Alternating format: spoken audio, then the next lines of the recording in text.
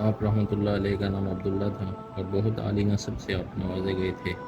آپ امام حسن مثنیٰ کے جلیل القدر صاحبزادے نوجوان جنت کے سردار میں سے ایک یعنی امام حسن بن علی کے پوتے اور دوسرے یعنی امام حسین کے نواسے تھے۔ اس طرح امام جان العابدین کے آپ بھانجے اور امام زید بن حسن کے سگے بھتیجے تھے۔ آپ کی والدہ ماجدہ امام حسین کی صاحبزادی حضرت فاطمہ تھی اور آپ کی نانی کا نام ام اسحاق بنت طلحہ تھا اور آپ کی دادی کا نام خولہ بنت منظور تھا جو قبیلہ فزارہ کی تھی۔ آپ نسب کے لحاظ سے ہاشمی علوی جبکہ وطن کے اعتبار سے مدنی تھے۔ آپ کی کنیت ابو محمد اور لقب محض تھا اور اس لقب سے معروف ہونے کی بنا پر عبداللہ محض کہلاتے تھے۔ اس لقب کی وجہ یہ تھی کہ محض کا مطلب ہے وہ شخص جس کا نسب خالص ہو، یعنی اس میں اپنے خاندان کے علاوہ کسی اور نسب کی آمیزش نہ ہو۔ تو آپ کے چونکہ مادری و پدری دونوں طرف سے نسب حضرات حسنین کریمین پر ہی ختم ہوتے تھے اور یہ دونوں ایک ہی باپ کے صاحبزادے اور آپس میں سگے بھائی تھے، اس لیے آپ کا نسب طرفین سے حضرت علی کرم اللہ وجہ پر جا پہنچتا تھا۔ اس میں کسی اور نسب کی آمیزش نہ تھی، چنانچہ آپ محض سے ملقب ہوئے اور اس لقب محض کے علاوہ آپ کو کامل بھی کہا جاتا تھا۔ آپ رحمۃ اللہ علیہ کی ولادت باسعادت دنیا کے معزز و مقدس گھر کے اندر ہوئی، یعنی مسجد نبوی اور خانہ نبوی سے متصل حضرت فاطمہ الزہرا کے مبارک گھر میں آپ پیدا ہوئے۔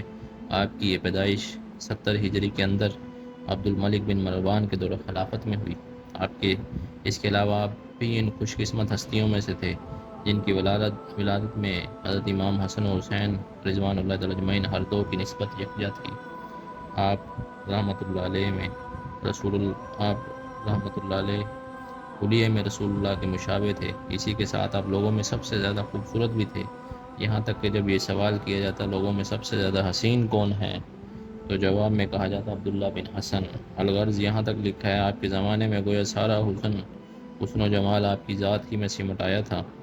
لباس میں آپ کا دو چادریں پہننا ثابت ہے، ایک نیچے اور ایک اوپر والی چادر، اور یہ بھی وارد ہوا ہے کہ ایک موقع پر آپ نے گیروی رنگ کی چادر زیب تن فرمائی تھی، اور جوتے کے متعلق آتا ہے کہ آپ گول منہ والا جوتا استعمال کرتے تھے۔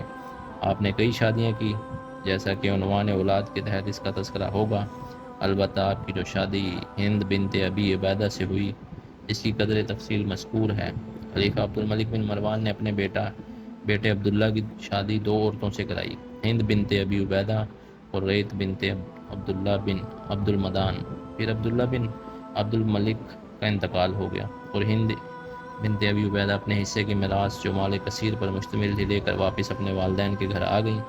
ادھر حضرت عبداللہ بن حسن مثنیٰ نے اپنی والدہ ماجدہ حضرت فاطمہ بنت حسین سے عرض کیا، آپ جا کر میرے لیے ہند بنت ابی عبیدہ کو نکاح کا پیغام دیں۔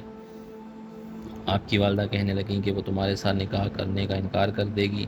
پھر بیٹے سے مخاطب ہو کر فرمایا، کیا تم ہند سے نکاح کی تمنا رکھتے ہو جبکہ اس کو تو بادشاہ کے بیٹے عبد الملک بن مروان سے میراث کا حصہ ملا ہے اور تم ایک غریب آدمی ہو؟ امام عبداللہ محض نے اپنے والدہ کو مزید تکلیف دینا مناسب نہ سمجھی، چنانچہ انہیں مزید کچھ نہ کہا، پھر خود ہند کے والد ابی عبیدہ کے پاس چلے گئے اور ان کی بیٹی ہند کے ساتھ اپنے نکاح کا پیغام دیا۔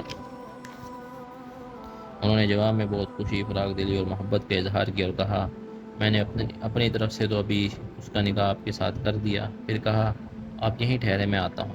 اس کے بعد اپنی بیٹی ہند کے پاس اندر گئے اور کہا، میری پیاری بیٹی، باہر عبداللہ بن حسن مثنیٰ آئے ہیں، وہ تمہارے لیے اپنے نکاح کا پیغام لائے ہیں۔ ہند نے کہا، ابا جان پھر آپ نے کیا کہا؟ میں نے تو اپنی طرف سے ان کا نکاح تمہارے ساتھ کر دیا، بس تمہاری طرف سے صرف اجازت باقی تھی۔ وہ کہنے لگیں، آپ نے بہت اچھا کیا اور میری طرف سے بھی اس کی اجازت ہے۔ جب نکاح مکمل طور پر منعقد ہو چکا اور یہ دونوں رشتہ ازدواج میں منسلک ہو گئے تو ہند نے حضرت عبداللہ کو پیغام کہلا بھیجا کہ آپ یہیں ٹھہرے رہیں یہاں تک کہ رخصتی ہو جائے۔ اس کے بعد انہوں نے اپنے شوہر کے لیے زیب و زینت اختیار کی اور پھر اسی رات ہی رخصتی بھی ہو گئی اور آپ کی والدہ کو اس کا علم نہیں تھا۔ آپ 7 دن تک وہیں سسرال ٹھہرے، پھر 7ویں روز اپنی والدہ کے پاس آئے۔ والدہ نے دیکھا کپڑوں پر خوشبو کے نشانات ہیں اور کپڑے بھی اور پہنے ہیں جیسے کوئی نئی شادی ہوئی ہو۔ یہ منظر دیکھ کر انہوں نے پوچھا، پیارے بیٹے کہاں سے آ رہے ہو؟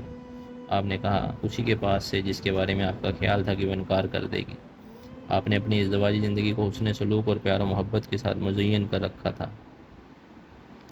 اس کے علاوہ آپ کی ایک اور شادی کا تذکرہ بھی ملتا ہے، وہ اس طرح کے ایک مرتبہ آپ طواف کر رہے تھے، ایک عورت نے دوران طواف آپ کو آخرت سے متعلق ایک قیمتی نصیحت کی کہ دنیاوی لذات اور دینی احکام ایک دوسرے کی ضد ہیں، ان میں سے جس کو چھوڑ دو گے دوسری چیز ہاتھ میں آ جائے گی۔ اس کی یہ دینداری اور فہم و تقوی وغیرہ دیکھ کر آپ کے دل میں اس کی عظمت جاگزی ہوئی، چنانچہ آپ نے اس کا نکاح پیغام دیا، پھر وہ آپ کے نکاح میں آئیں اور آپ کے حرم میں شمار ہو کر اس عظیم شرف زوجیت سے سرفراز ہوئیں۔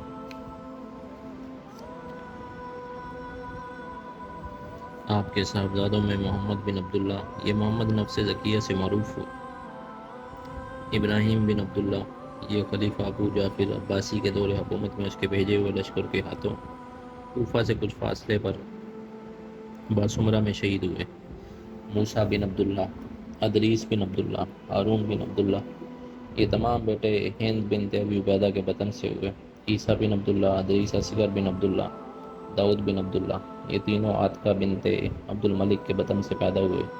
سلمان بن عبداللہ، یحییٰ بن عبداللہ، یہ دونوں قریبہ بنت رقی کے بطن سے پیدا ہوئے۔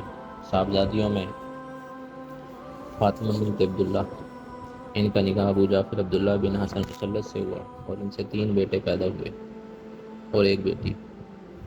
زینب بنت عبداللہ، ان کا نکاح علی بن حسن سے ہوا اور ان سے 4 بیٹے اور 3 بیٹیاں پیدا ہوئیں۔ رقیہ بنت عبداللہ، یہ اسحاق بن ابراہیم بن حسن مسنہ کے نکاح میں آئیں۔ کلثوم بنت عبداللہ، ان کا نکاح یعقوب بن ابراہیم بن حسن مسنہ سے ہوا۔ کلثوم بنت عبداللہ، یہ 5 صاحبزادیاں ہند بنت ابی عبیدہ کے بطن سے ہوئیں۔ محمد نفس زکیہ، ابراہیم، یحییٰ، ادریس، سلیمان اور موسیٰ، اور پھر ان میں سے پہلے 3 سے کم اور آخری 3 بیٹوں سے بہت زیادہ اللہ نے نسل چلائی۔